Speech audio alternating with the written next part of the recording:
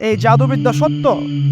এবং এখনকার অনেক ভণ্ড যে কবিরাজগুলো বের হয়েছে, এরা জিনকে তাবে করে নিয়ে এই জিনদের মধ্য দিয়ে মানুষের মধ্যে জাদু ছড়িয়ে দিয়েছে, এবং এর ফলশ্রুতিতে বহু পরিবার ধ্বংস হয়ে যাচ্ছে।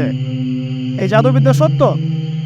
আরো একটা জিনিস সত্য, নবী সাল্লাল্লাহু আলাইহি ওয়াসাল্লাম বলেছেন, ইন্না আইনাল হক, চোখের নজর সত্য। নবী করিম সাল্লাল্লাহু আলাইহি ওয়াসাল্লাম বলেছেন চোখের বদনজর সত্য। এই যে আমরা বলি ফেসবুকে এত বেশি ছবি দিয়েন না ভাই, ছবি তুলেন না, ছবি তুলেন না, বারবার যে বলে নিষেধ করি, কারণ কি জানেন? একটাই কারণ, বিকজ চোখ লাগাটা সত্য। মানুষের চোখ লাগে। একজন সাহাবী গোসল করছিলেন, গোসল, এটা হাদিস সহিহ। এই যে আলেম ওলামা যারা আছেন তারা জানেন যে এই হাদিস সহিহ। একজন সাহাবী গোসল করছেন, তার গায়ের চামড়াটা খুব সুন্দর ছিল, একদম স্কিনটা অনেক সুন্দর থাকে না এমন কিছু মানুষ?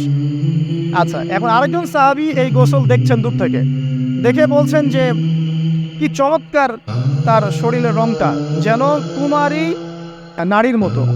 সাথে সাথে এই সাহাবী অজ্ঞান হয়ে পড়ে গেছে। তো নবী সাল্লাল্লাহু আলাইহি ওয়াসাল্লামের কাছে নিয়ে যাওয়া হলো তাকে। তিনি বললেন যে এই ব্যক্তির ব্যাপারে কি কেউ ভালো মন্দ কিছু বলেছিল? তখন একজন সাহাবী বলেন, হ্যাঁ, অমুকে বলেছে এর স্কিনটা অনেক সুন্দর, ওকে ডেকে নিয়ে আসো। ওকে ডেকে আনা হলো। ডেকে আনার পর নবীজি তাকে অনেক শাসালেন, তোমরা তোমাদের ভাইদেরকে কি মেরে ফেলতে চাও? তখন এই সাহাবী তো অবাক, আমি আবার কখন মারতে চাইলাম ইয়া রাসূলুল্লাহ? আমি তো মারতে চাই নাই, আমি তো খালি বলেছি যে তার গায়ের রংটা অনেক সুন্দর। তখন তিনি বললেন, কেন তুমি সুবহানাল্লাহ বললে না, কেন তুমি মাশাআল্লাহ বললে না?